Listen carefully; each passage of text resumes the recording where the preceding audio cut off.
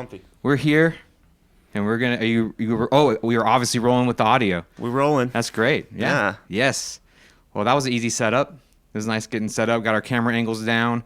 We're here at Mountainsize Audio with James Ferrell. Hey, that's me. That's you. Hey. It's a nice kind of gloomy day here in South Asheville, and yeah, we're here just to hang out, talk a little bit about what James has been up to. We're going to talk about me. We're gonna talk about James, y'all. So one thing about James, how long have you lived in the area, in the Asheville area? Let's see. My wife and I bought the house that the shed is next to in 2020.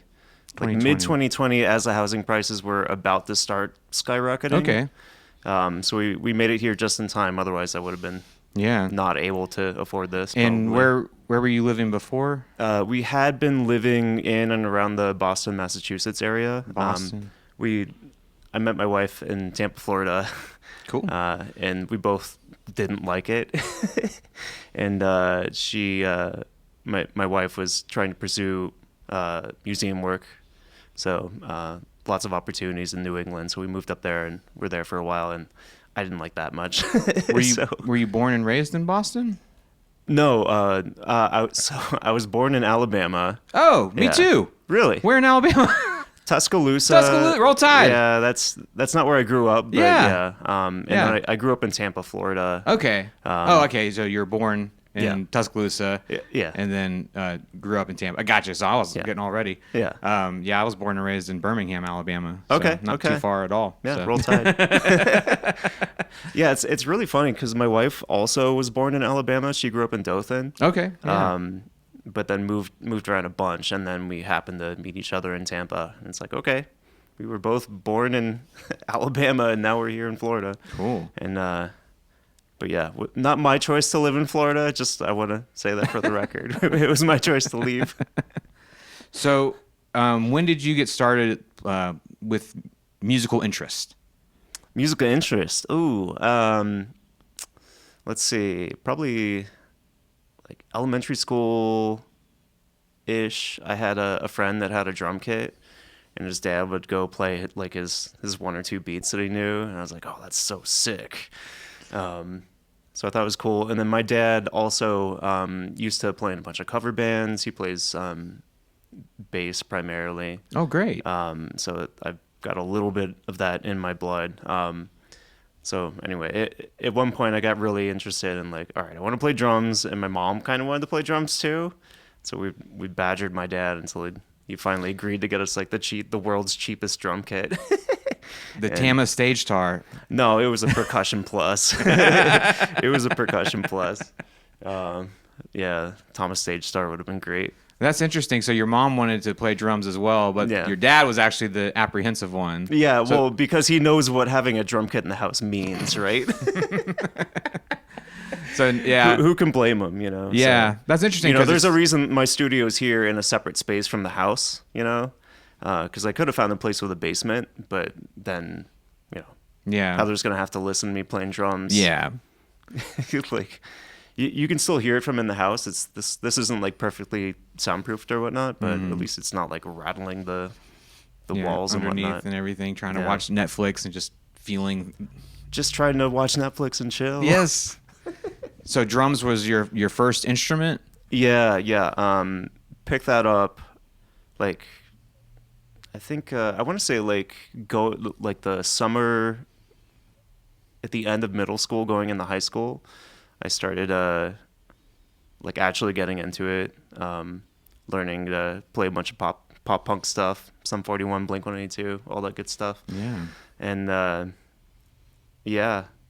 it's been that's my main instrument, so it's most comfortable for me. Yeah.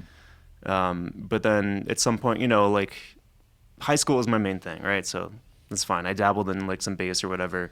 But eventually when I moved out of the house into an apartment, it's like where the drum's going to go, right? So I started dabbling a little bit more in guitar. And it kind of went like that. Like if I had the space for drums, I'd work on drums. If I didn't, I'd work on guitar. And then once we moved here, I had been comfortable enough where I could piece together songs with guitar riffs. I could record. Oh, okay, I messed that up, but I could cut stuff together and make it sound like I could kind of play guitar. Yeah. But yeah, with the welcoming, one of my goals was to get more comfortable just playing entire songs on guitar. Yeah. So still not as comfortable as drums. It's still like me being a frontman is still weird. Like getting up on stage, playing guitar, singing, talking to the audience. I'm like, man, I really, I should be back there.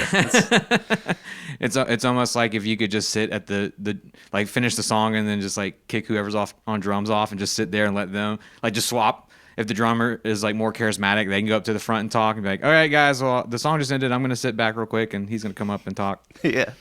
Let him do that. Yeah. So when you were playing drums and before you moved out to your apartment, were you playing in like bands in high school? Yeah. Yeah. And I was always to some extent involved with, workshopping riffs with people. And like, I've always had like ideas for, song arrangements and change. What if we played that chorus, but then we like threw in that verse riff at the end of the chorus, that sort of We stuff. got to try it in halftime, guys. Got to try halftime. Yeah. Yeah, that's the thing with drums is it has a big effect on the overall feel of the song. Yeah, rhythm's important. So, I play guitar like a drummer. That's awesome. Yeah. So from there, you're playing in your bands in high school, and then you moved out to an apartment, and you're kind of figuring out that balance of like, okay, well, I still want to play music, so I'll do some guitar work, and then when I can do drums, I'll do drums. And is there like kind of a band that you're a part of in those apartment days where you kind of had a practice space you went to or anything like that for drums? Or yeah, definitely. Yeah, there was at least one band in Florida where we did the practice space thing, and that was fine too, And then definitely a few like there was no other option in and around Boston. Like you had to do the practice space thing. Yeah. There's no houses. Yeah. There's like duplexes, but then, you've got that same problem of like you're gonna piss off your neighbors. So, but I don't know. I've always been thought of myself as kind of a well-rounded kind of like I'll just work on something and suck at it and then eventually figure it out kind of person. Yeah. So that's my approach to pretty much everything, not just music. But Yeah. And you're saying that you were kind of piecing together good enough guitar parts with recording. And I'm curious when you got started with recording. So you're kind of in this mode of playing your instrument, playing in bands, living in the apartment, getting your guitar chops up. But it sounds like you're also, was that when you started dabbling with recording and understanding like multi-tracking and? Yeah, I was in a band in high school. This was a long time ago, and now I'm like really trying to do the math here. I want to say probably like a college band, like out of high school, called Broken Self. And we had gone to a recording studio a couple times, like a local small one. And I just like saw it all happening and heard how it could sound and was like, wow, this is really cool, but this seems really easy. I could probably do this. And then, of course, here I am like over a decade later, and it's like now I can do it, but yeah, I had to fail a lot. Yeah. You have to train your ears and develop the skills, and yeah, it's not easy. Yeah, totally. So that's cool. You went to a studio and saw all that, and then did you have like a laptop with like a basic DAW on it or something, or what were you starting off with? Yeah, I did a lot of experimenting with different DAWs back in the day. I'm spacing on the one that I was using a bunch. But yeah, it wasn't like a name brand one. It had nice plugins though. I don't know. No, I still miss some of the plugins from that random DAW that I can't think of the name of. But yeah, but yeah, I went to like Reaper, to Logic, to Pro Tools. Tried a bunch of different stuff, and then eventually landed in Logic World, and I've been here for a while. That's awesome. So, but they all do the same thing, right? Yeah, it's exactly. Yeah, now especially they've all spiraled upward. It's like very nuanced. It's mainly just almost the aesthetics as you're using Waves plugins on everything or whatever, what have you. Different plugins that use in every DAW. Yeah. What was your first like attempt at recording something all together, I guess. Like you were playing in a band maybe, and you're like, hey guys, before we go to that studio or go to any studio, I'm going to take a whack at this. Yeah, it was. Yeah, it would have been the first iteration of The Welcoming, Okay. which is like way back in the day. Yeah. And some of the riffs survived and turned into songs that we now play. But yeah, back at the day, it was like, okay, I'm dabbling in guitar. I'm trying to write stuff. I've got an extra bedroom, and I've got the drum set up. I've got like some cheap drum mics on. I'm gonna see what I can do. Yeah. And that was recorded here?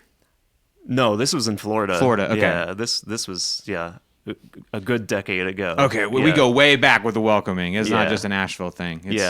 Well, I was trying to make it work, and I was working with I had like a couple guitarists I was working with and a couple bassists we tried out, and I had a singer I liked, and then it just, sometimes the projects just kind of Yeah. like lose interest and fall Yeah. apart. So A lot of moving parts for sure. yeah, so yeah, I've been in a bunch of different projects over the years. But yeah, I got here and I was like, okay, well now feels like the time. I don't know that many people here. I've got a studio that I just built out. Let's do the solo project and make it an actual solo project, and I'll try lead vocals and I'll do literally all of it myself. And that would become Decayed Remade. Yeah, how many songs is on that? 10? 11? 12. 12. Yeah. But they're from different eras too. Yeah. So it's The greatest hits. Yeah, well, it's a journey. It's a bunch of like riff ideas that I liked but couldn't make work at the time, or like the bands fell apart. So it was cool breathing new life into them and like finally getting to be like, okay, here's a song. Now I can move on with my life. Yeah, riffs. I'm stubborn. I hate to let a good idea die. I know, and those riffs, I mean, if you've been chewing on them for so long, so you know them inside and out. Yeah. You've probably explored every version mentally and demo-wise that you can and you could. Yeah. And there was one, I was actually listening to that album on the way over here, and there was one riff that came on, or one song that came on the riff, and I was like, this riff is just like right on it. This thing is like righteous, almost like I was and I looked at the title of the song, and it was called Righteous. It's called Righteous.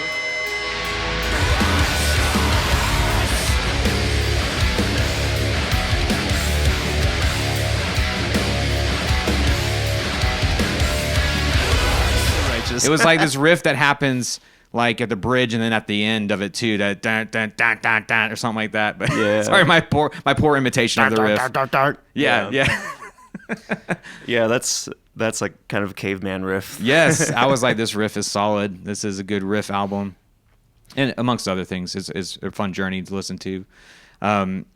When you were working on that, so that was kind of written, demoed, and chewed on for a long time, and then kind of solidified here in this studio. I spent probably good 2 to 3 months kind of like finalizing, recording, and mixing. Just moving here, getting everything settled in, and no friends. I don't know. I just imagine you like being like, yeah, I could go meet people, but I don't know. Did you have any kind of social vetting when you moved here? It was a weird time to try and True. meet people during, mid-height of the pandemic. That's right. Know? So, Last Left Standing, I joined that band, and those guys were all like, oh, whatever, who cares?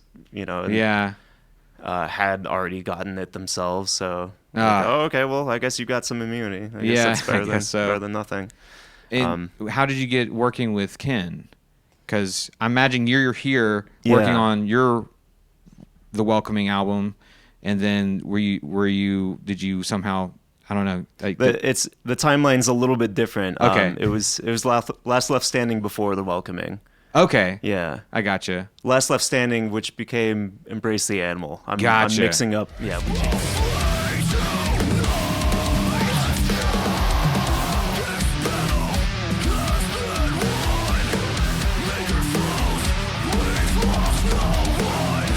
We changed the band name before we released the album. But yeah, I met Ken because Ken and I both had tried out for the band Nova Omega. and we were both rejected. But Ken was talking to our boy Nestor and was like, "Do you know any drummers?" And he was like, "I know a drummer." And who's Nestor in the story? Nestor was the singer of that band. Oh, Yeah. okay, And- okay. yeah, and he's a buddy of ours. He is the guest singer on the choruses of Bitter Air from Neptune. Gotcha. Man, the lore. Yeah. Yeah. So Ken was working on what would become Embrace the Animal. Right. And I don't know Yeah. Ken's whole process, but I'm assuming he's piecing together all the recording on his end, or Yeah. demoing at least, Yeah. so he can work with the singer. Yeah, he had inherited some songs that he had kind of re-recorded, and he was working with this vocalist Nico, and he's a pretty good singer, but just like hadn't really like solidified a lot of the vocals. So so they brought me in, and I really like helped them like produce it into an actual EP. Help refine the lyrics, help refine some vocal melodies. And then those dudes actually like helped me figure out my harsh vocal voice. Oh, nice. Because before that, I had no idea what I was doing. Yeah. And now I can pull it off a little bit. Yeah. And you guys made that here, the recordings I heard at least? That was here. Okay, yeah. nice. Yeah. That was done kind of over time. Every other week we'd meet up and bang some stuff out. Yeah. Yeah, it was a long process. And then we released it, and we're like, yeah, I think we're good. I think we're That done. happens. Yeah. That does happen sometimes. Yeah. It's almost like wrapping production on a film. Mm-hmm. You like kind of chew on these ideas and Yeah. record them, and you have a lot of highs and lows about it. You feel really accomplished, and then you get done with it. You listen to it, and you're like, yeah. Yeah. Like, That was cool. that was great. Anyway, Next. yeah, like I guess it was kind of during that project, and then Ken and Nico both had their own side projects, and I was like, well, I should have a side project too. And I was like, what if I just do my project? And then like I think as I was like wrapping up that first album, Ken was coming in here, and I was like, hey, you want to hear something? And Ken originally wanted to play guitar for The Welcoming, but I wasn't able to like figure out a drummer situation. And he plays drums too. So and then I found Spencer, who is a shit hot guitarist and also can sing. And can't play drums. So I was like, Ken, are you sure you don't want to try drums? And he was so intimidated by my drum parts. But yeah, the cameras can pick up a little bit of this drum kit. Yeah. Ken will come over. I'll do some I'll B-roll. sit over there. Ken will sit over there at the main kit, and I'll just show him the drum parts, and we'll workshop stuff. That's awesome. Yeah. Like that's very rare that drummers even get to like be in a space to do that. Right. That's awesome. Yeah. So it's Because been cool. I'm doing some teaching, on top of that's everything true. else. That's true. You can do lessons out of here. You can do teaching. But yeah, I always think of like guitar players and guitars and bassists like collaborating and just sitting on a couch with some small amps or whatever. But drummers, you can be in the room together. Yeah. so you can really get collaborative for those drum parts on the record. Yeah. That's awesome. And I'll just bounce between like playing here, showing them stuff, refining stuff, and then I'll pick up a guitar, and then we can play through the riff. Yeah. So that's our process. That's a great It's not a system. quick process, but Yeah. yeah, that's why, Decayed Remade came together in a couple months. Neptune was like half a year. This next EP is going to be probably a good half a year. Yeah. I mean, we're into it, and we're not working on it consistently. We're picking it back up now after a little bit of a break, but Yeah, it's a whole new landscape with how bands want to do stuff. Like you don't really have to come out with album, of 12 songs and then do stuff for a year, 2 years, and then do another whole bloated album. It's like kinda Right. just make it as you go. You've already got Right. your big full length with Decayed Remade, and then you have your collaborative. Every member has a say, Neptune kind Yeah. of thing, and then from there it's just like just make every single release a really big fun event. yeah. And our next EP is sort of like a Decayed Remade Part 2, where it's more old ideas from me. Yeah. But like definitely with knowing how the tastes of the guys and bringing them in on Vitor redoing rewriting some bass parts and adding some slap bass, which I can't do, Spencer laying down some shit hot leads. So yeah, it's cool having a band. It takes longer to get to a finished product, but it's I think the finished product is better as a result of everyone and their different influences. Yeah, that's awesome. A little bit more varied. Yeah, that's cool. And then while doing that, also I've been doing some collaborations. As a welcoming, but it's just me. But then working with other bands. That's right. And you did I don't quite understand I listened to the remix song. Yeah. And it's fly as hell. It's dope. Thank you. I don't understand the story or what's going on with it. What is what. But I loved it. It was really cool. What you did with Olive Dares the Darkness. Yeah, okay. They're from Charleston. Okay. We play with them a couple times. You look through me. I can see the pain waving in your eyes. It's like the future's calling to you from you deep within, but you cannot subside your Couple times, both in town and in Charleston. Okay. But yeah, they're kind of like a dark pop kind of band. So what you heard, "Welcome to the Club," is a remix of their original song "In the Club." Okay. Which was, instead of like the double time that you heard, it was like standard time. Okay. So a little felt slower, and I reused pretty much all of the chord progressions for the most part, but I retracked all the guitars and wrote riffs, and I played the drums on our version, and I did a bunch of backing vocals. So you're hearing like some synth layers, some guitar layers in some parts, and then the lead vocals from the original song.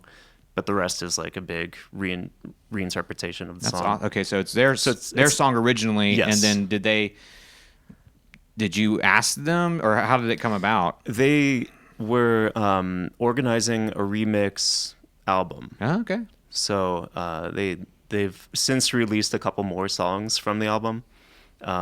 But yeah, it was a big collaboration. I guess they had a couple other acts also submit remixes, but they're like, yeah, but we don't really want that on our Spotify, confusing the algorithm. So they just picked the best ones. Great. Yeah. And obviously ours is the best.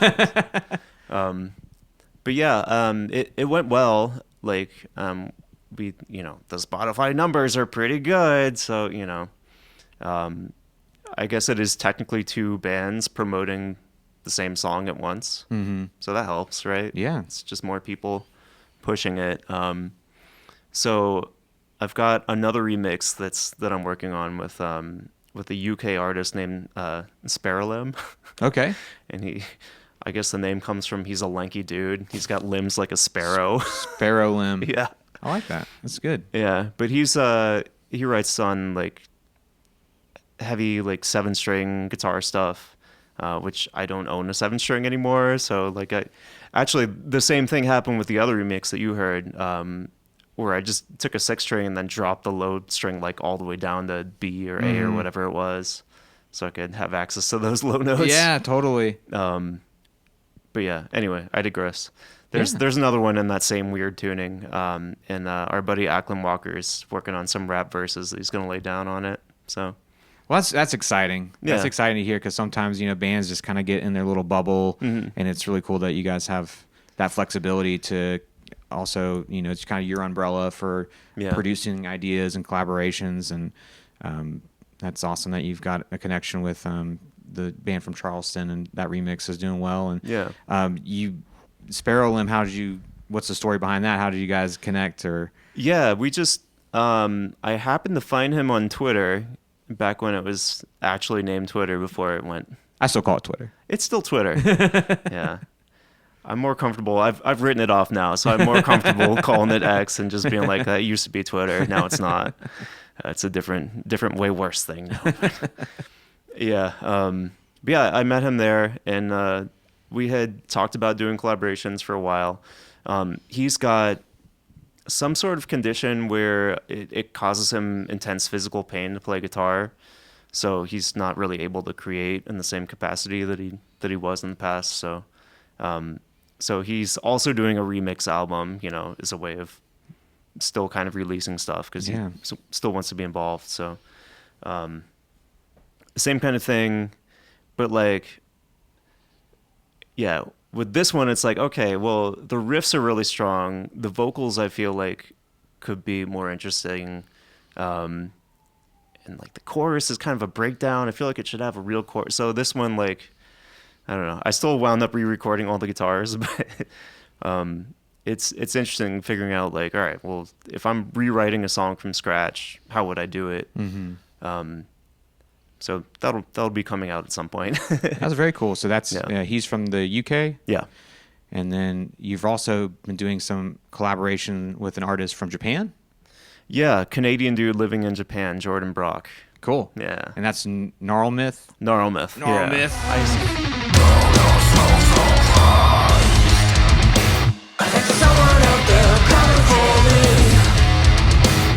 assume that's how you pronounce it. Yeah. I have no idea. Yeah. Yeah. I want to know the story about that. That's another, like, I found the dude on Twitter. He was talking this like a mutual follower about like the audio engineer that they had worked with, and they're apparently not available. And I chime in from the welcoming, like, hey, you should work with Mountainsize Audio. It's me, but don't worry about it. You should still do it. Yeah, he has a good sense of humor about it. And I sent him, he's leaning a little bit heavier. So I sent him the Embrace the Animal stuff, and he was like, yeah, okay, you can probably hang. That's great. Yeah. So he wrote an album, Guitar Pro, all MIDI'd out.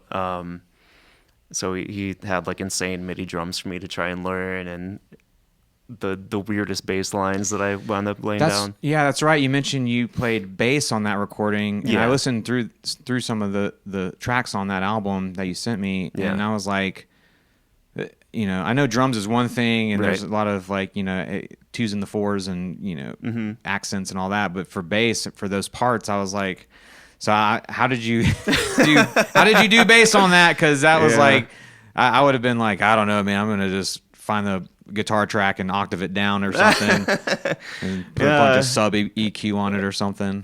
With the magic of editing, I can make myself sound more competent than I am.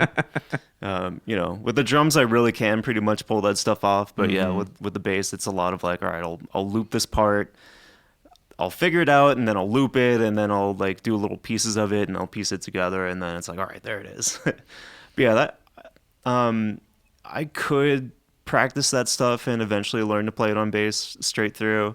There's some stuff that's just like, why would you do this? This is crazy. You want me to play this? It's nuts. This doesn't make any sense to my fingers. You do not value your life. Yeah.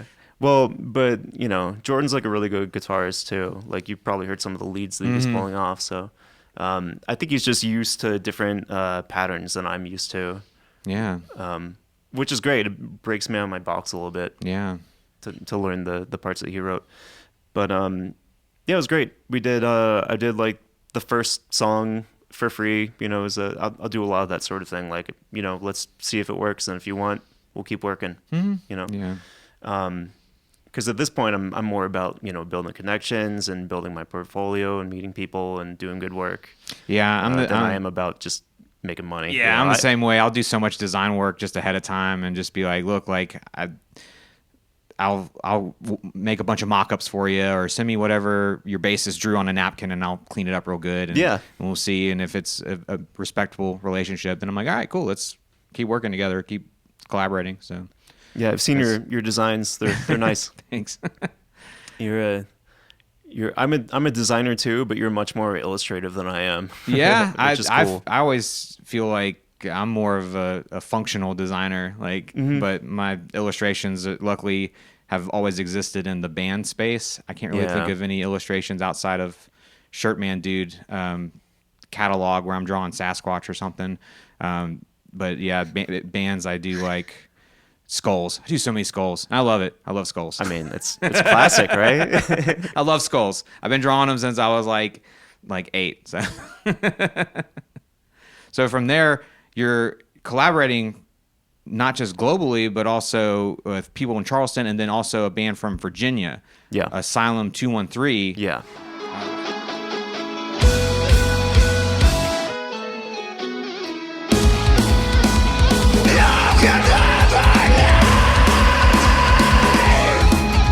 listened to their stuff too, and I really liked it. It was like this kind of imaginative, early emo, post-hardcore stuff, and then like just brutal vocals on top of it. Yeah, they're great. I feel like the whole band is in tears, and then like the screamer is just like screaming with like veins out. That's all I could picture. It was just like everybody else was crying and suffering, and this guy's just like. No, they're all sweethearts, and they're all like really upbeat. You know? Yeah. That song in particular was like, oh, okay, there's no clean vocals. Oh, okay, Yeah. all right, sure. Yeah. Because most of their music has a mix, but yeah, it was quite the juxtaposition for that song in particular. And how did you guys end up working together? And they came down here. Yeah. From Richmond? That was another welcoming connection, because we played with them at the 27 Club on like a Tuesday at some point, and we liked each other, you know, musically, and I invited them to come crash after the show, because you know, touring, man, you got to save some money somewhere. I know. Right? Yeah, I was curious with them coming down if they had like connections here already, or Airbnb, or if they were just sleeping on the studio floor. Or... It's an open. No, we've got a spare bedroom. Oh. We've got a big couch. We've got a air mattress, so we can make it work. Yeah. You know, that's an open That's invitation awesome, to anyone that wants to work with me and is not a weirdo. True. Yeah, you have to set those boundaries, which I like about you. We were talking about this earlier. Yeah. One thing I loved about your website for Mountainsize Audio, and if you go check it out, which I encourage you to do, Mountainsize Audio is at mountainsizeaudio.com. Yes, sir. Link in the description, all that stuff. You have a great, like, awesome info page. And it's just like your guidelines for the studio, which I really admire and respect. So what was you just got to set boundaries sometimes. It's good for everybody. Yeah. And so on there, I think the one that stuck out to me was, you know, you're gonna here. Let me get this going. See, I was telling you. Yeah, I heard it.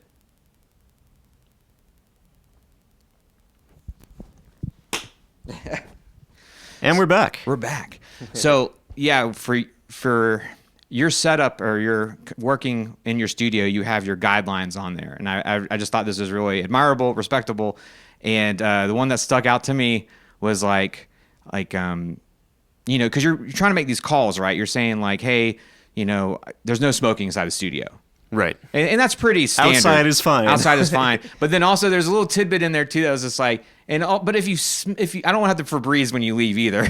And that's why, like, I've always wanted to produce and record. Yeah. But that has always been like a big bugaboo for me, is like, you know, I want to have a nice couch where people can sit while we mix stuff and collaborate on stuff. But I don't want to like read a book on that couch later and be like, it comes with the territory. Yeah. You know, I mean, whatever. If you smoke, you know, that's a habit. There's not much. I'm not going to ask anyone to give up smoking to come to the studio, right? Yeah. So like, it's fine. Yeah, it's fine. You got to bring your 12 steps chip and everything.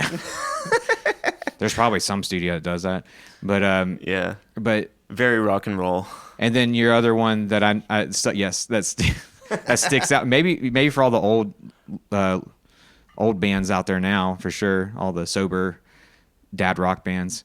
The other one that stuck out to me was, you know, 2-drink limit.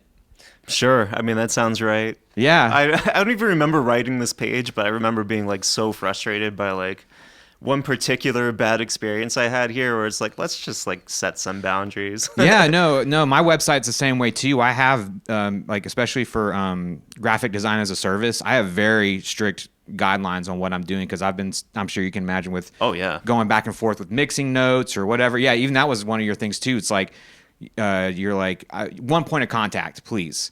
Like, I don't need the drummer being like, the snare needs to be turned up, and the bass player being like, the bass needs to be turned up, and then everybody I'm just making everything loud. I mean, realistically, I'm pretty flexible, you know. Oh yeah. I'm happy to meet people where they are, and you know, I've actually, with Asylum, they like have a Discord, and they invited me to one of their channels, and it's just a whole band coming in with their feedback. Yeah. And that's fine, as long as there's like, you know, as long as we're not actively arguing about stuff, like I don't want to get a bunch of emails from one person, then a bunch of texts from someone else Yeah. that say the opposite thing, you know? Yeah, totally. Because then we're in a loudness war of like, I want the snare to be louder, I want the guitar to be louder, and then okay, now we've systematically turned everything up, and we're back where we started.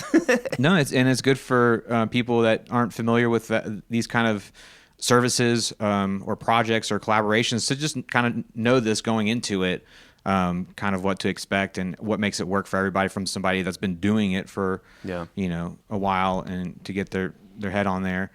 And so, yeah, I thought that was really awesome. You just had like your guidelines, and then you also had like tips. So, yeah, I thought the tips was awesome too. Yeah. You know, like if you Please play rim shots. yeah, I didn't understand this at all. I'm not really a drummer, but apparently rim shots are like You want a demonstration real quick? sure. Yeah, let's demonstrate. Yeah. All right. So here's, I guess this is the kit that makes sense, right? But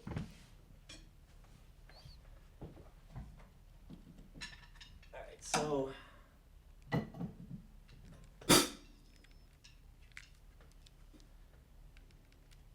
This one turned off. oh dang it. Of course. Well, that's a good opportunity to restart it, I guess.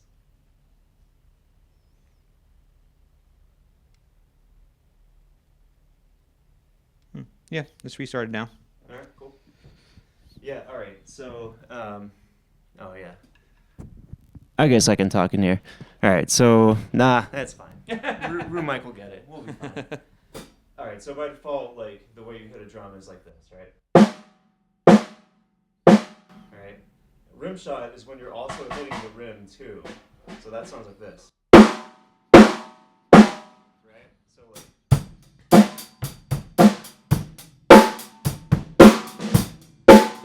You know, there's just more like dynamic value there.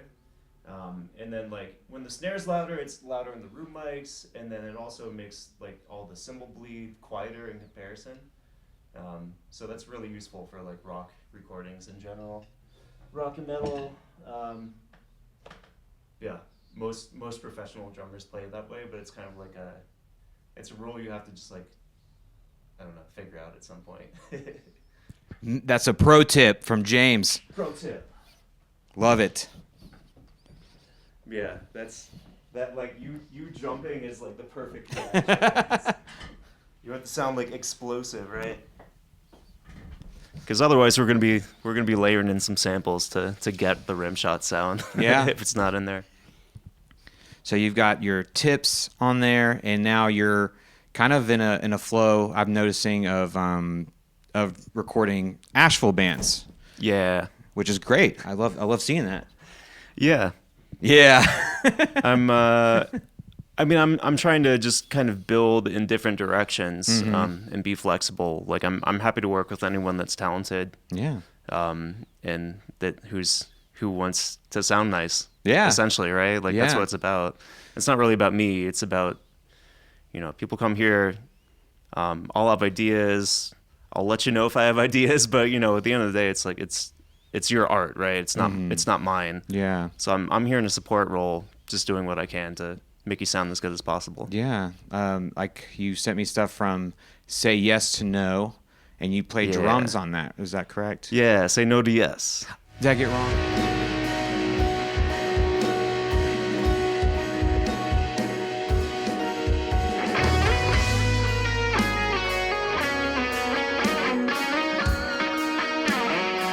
Wrong. I think so. Say yeah. no to yes. Say yes Yeah. to no. Say Sorry. no. Say to no. Yes. That's what I said. Say yes to no. Say no to yes. Oh man. He brought that one on himself. It's a very confusing band name. Yeah, that's Tim. That's another like welcoming connection where we play the show with Ackland Walker, and he used to play guitar for Ackland Walker, and he's since kind of moved on to doing some solo project stuff. So yeah, say no to yes is one of those. We did a song last year, and then I recently did another song. Life gets in the way sometimes, especially when you're writing like 6-minute long weirdo, like experimental Yeah. instrumental stuff. It's Yeah. like, how do I know when this is done? Yeah. And then you also have Broken Sound. Yeah, Broken Sound, which I've printed. He's been coming in, every weekend for the most Yeah. part when the schedules align. That's cool. Yeah, I printed shirts for Broken Sound. Oh, A cool. while back, yeah. Nice. So, yeah, I believe we'll probably have a lot of crossover as far as design printing clients and recording Yeah, clients, which for sure. is great. I think that's so cool to have a community like that in this area where if you're a musician and you have this whole like funnel or pipeline of like awesome people to work with Yeah. that all get along and stuff. And Yeah, I've been really thinking about like what can I do to build up the community, Yeah. So this is great, small step in that direction, right? I want to interview like all kinds of people that can help the same people that I serve and geek out about. Really, that's what's kind of fun about all this. I'm sure you relate, is just like geeking out over music and everybody's creative pursuits. And Yeah. don't know What can you learn from people?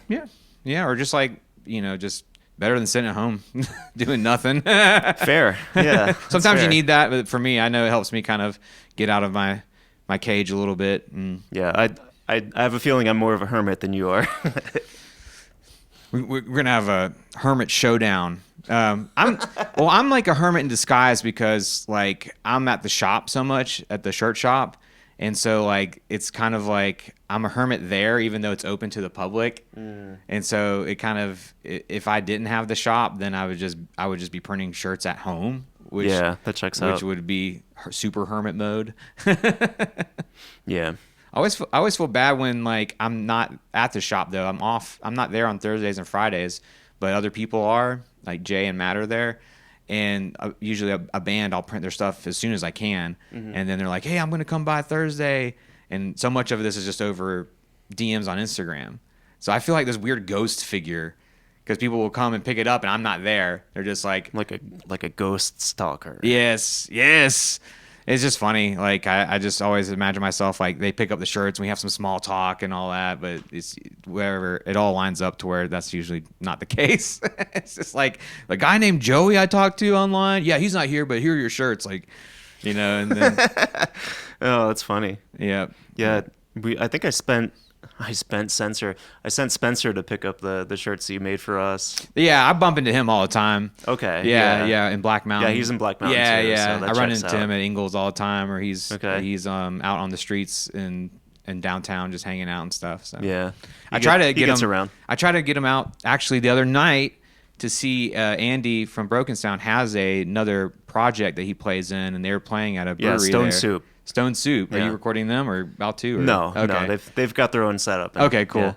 Yeah, and I was trying to get Spencer out to that, and I was like, I know you're in new daddy mode right now, but like please, like I need to get out of the house, and you're the only person I know in the area that can just jump along. And it was originally a show at Town Pump, and it was like a 9 p.m. show, and I told Spencer about it, and he was down the night before, and then I texted him that day of. I was like, Spencer, 9 p.m. is too late for me. I know it was my idea, but I can't do 9 p.m. That's why I was so elated. I understand that feeling. When man. you were like, let's do getting old is hard. Yeah, let's do 2 p.m. today for the podcast. I was like, yes, like 2 p.m. Yes, let's do it. Yeah. During the day. I'm glad I love your window set up here too. I'll have to get some shots of that Oh yeah. because it's like, We get some nice light from only one place in here. Yeah. And only when the sun's out a little bit.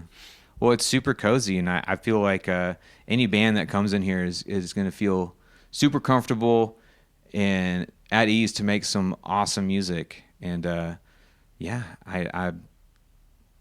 this is a great space. You Yeah, did thank an you. incredible job, and I'm so glad to know that people are coming in here and working with you, and that you're able to collaborate and make some awesome stuff, and Yeah. and enjoy this beautiful view. And I feel like something majestic's happening. The sun is coming out as I'm feeling these warm feelings, and I feel like that's just like a sign of some sort. Yeah. Let's go with that. Yeah. Yeah. No, it's fun. Multiple people have been like, yeah, I feel really comfortable and welcome when I come in here. Yeah. It's the welcoming. Yes, it is. So yeah, that's the whole thing. I'm a musician too, right? So, I know more or less how to get the good sounds. I know what's usually helpful, what's not, as far as like getting good performances out of people. Yeah. And of course, that's different from person to person. So, Yeah. but yeah, I'm just happy to be in here making music with people, and helping people open doors, you know, with good recordings, because it does make a difference. It does. It really does. Yeah. I feel with that we've covered a lot in this interview, in this podcast, and I want to thank you for being down to host it here. Yeah, and man. record the audio. And I hope that anybody that wants to learn more about you comes across this video, and we can all keep creating awesome stuff together. So thank you for being my guest today, James. Love it. Thanks It's for coming by. Been a great interview. Thanks. All right. Now we throw the mic.